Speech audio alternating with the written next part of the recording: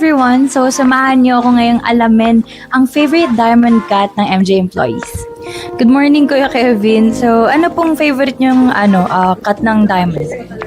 Gusto ko yung princess cut kasi nakakamukha ka daw si Ding Dong Dantes ng pagkaganda ng suot kong hikaw. Thank you po. Good morning, Miss Pat. So, ano pong favorite niyong cut ng diamond? Ako cushion cut. Classic and vintage. Since 50s ako. Thank you po. Good morning, Ma'am Karen.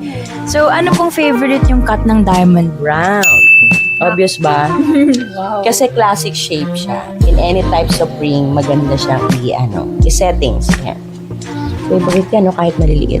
Good morning, Miss Rose. So, ano pong favorite yung diamond cut? For me, it's oval cut. Since ito ay very classic look, brilliance like round cut din siya. Very unique since elongated siya. So, nagbibigay siya ng illusion na mas mahaba or slender yung daliri for engagement ring.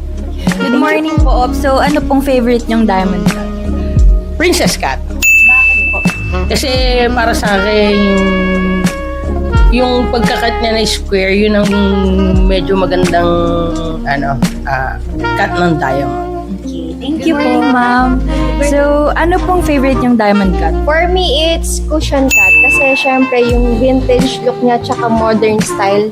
Tapos marami kasi siyang sparkle. So, I find it cute. Yun. Thank you po. Good morning, Miss Mika. So, ano pong favorite diamond cut mo? Yung favorite diamond cut ko is Marquis cut, which is sobrang unique para sa akin. And yung meron siyang elongated shape, kaya magmumukha siyang malaki and mahaba. At saka very classy siya. Yun lang. Thank you. Sir Johnny, ano pong favorite yung cut ng diamond? For me is yung radiant cut.